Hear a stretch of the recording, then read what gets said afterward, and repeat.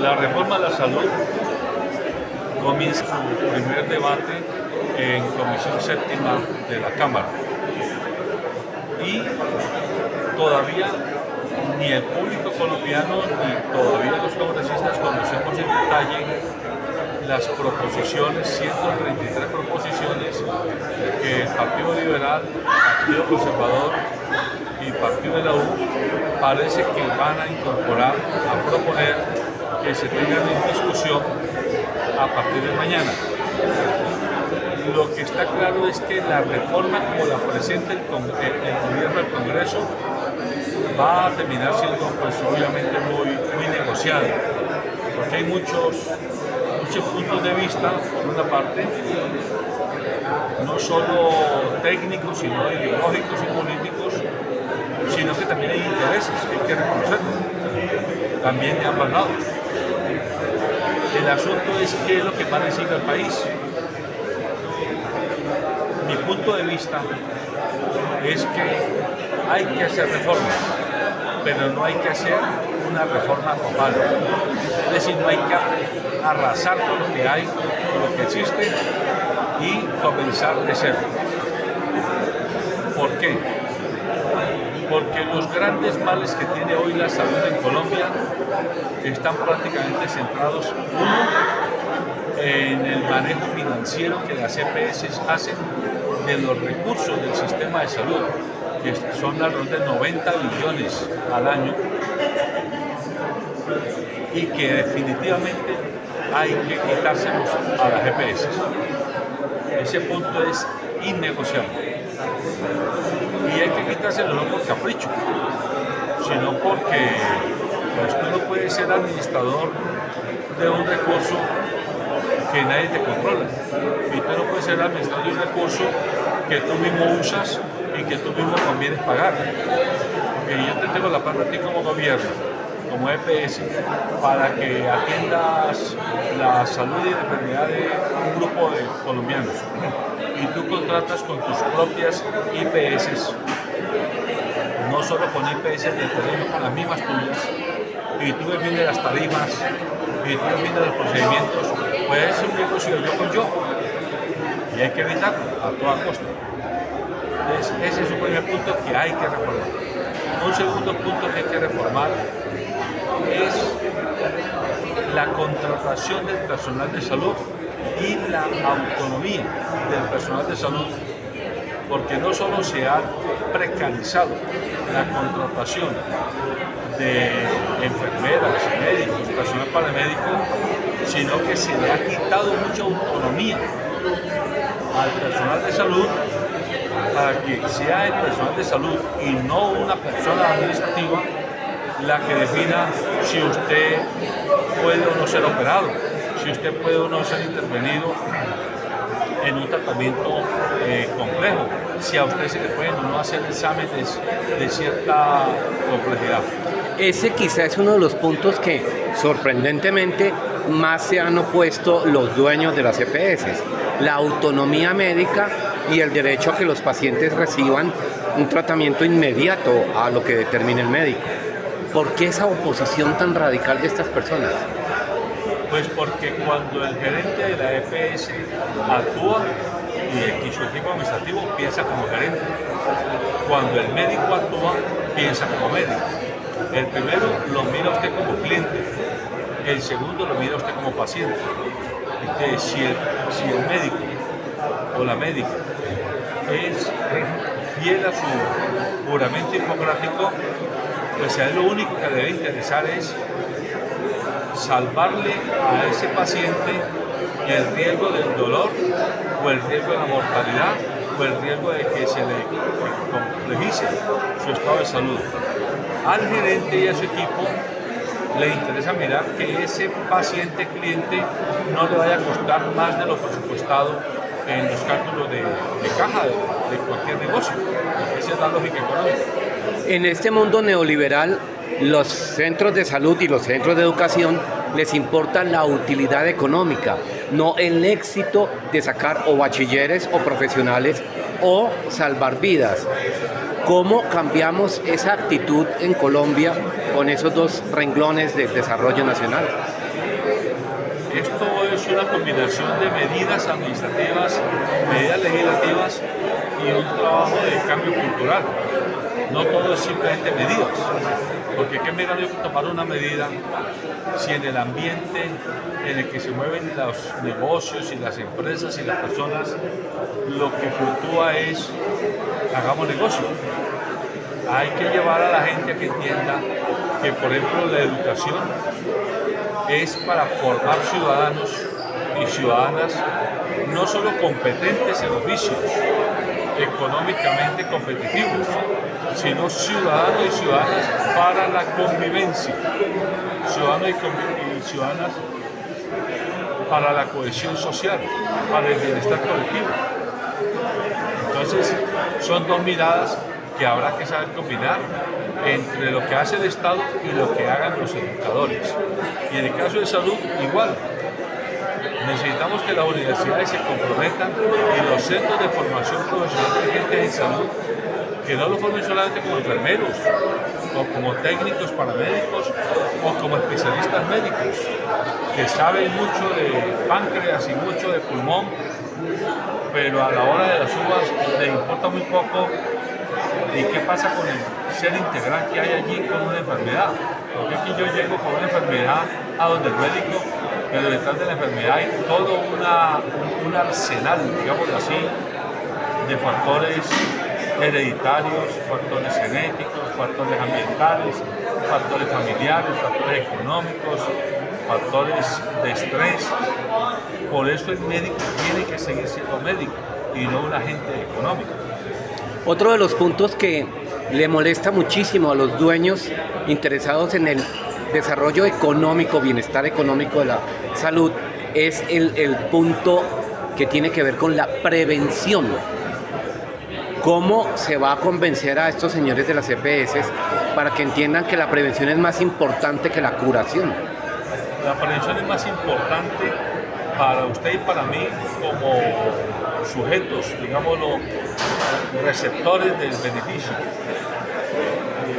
Pero, de nuevo, si a las EPS no se las obliga, no se las mete en cintura para que ellas, parte de los recursos que utilizan o que administran, los empleen en la prevención y no en la curación, ellos van a dejar de lado la prevención, porque la prevención factura poquito, digámoslo así.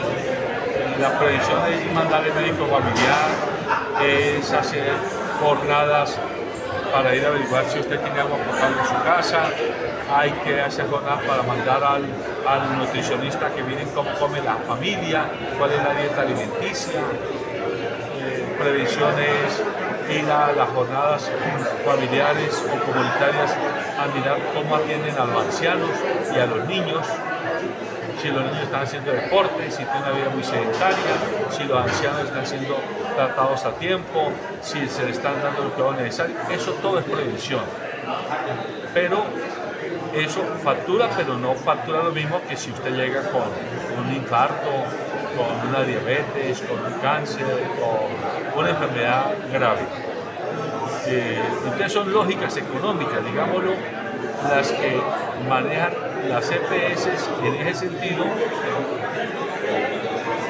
donde pues obviamente si yo lo miro como negocio, yo digo pues a mí me sirve más invertir en atender al paciente que está en curación, o sea, ya está enfermo, y no en evitar que se me enferme.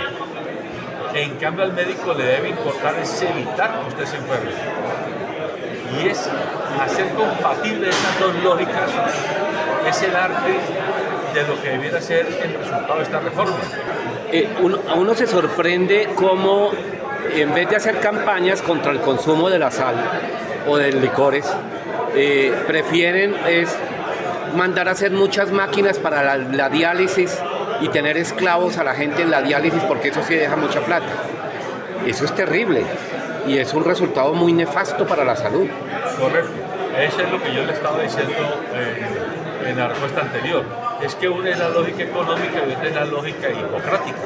La lógica económica, pues obviamente que para mí, como gerente de empresa, me da más rentabilidad ponerlo en diálisis, invierto en 10 equipos de diálisis y eso me da a mí la posibilidad de atender, no sé, 5 o 10 pacientes por día, atiendo hasta 100 pacientes al día y esos son 100 cobros diarios.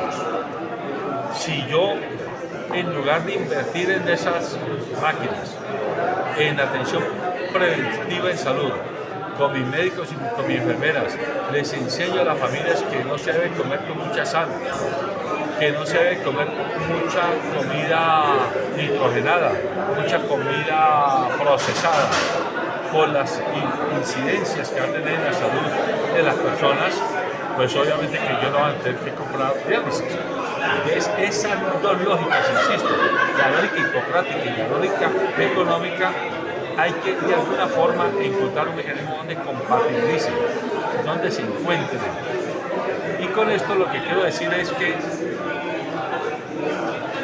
no es indispensable que las EPS se acaben. Es indispensable que se acaben, obviamente las que no sirven para nada, o las que se han robado con el sistema. Pero no sacamos nada con acabar EPS si lo que vamos a montar como reemplazo es igual o peor. Ese es el temor.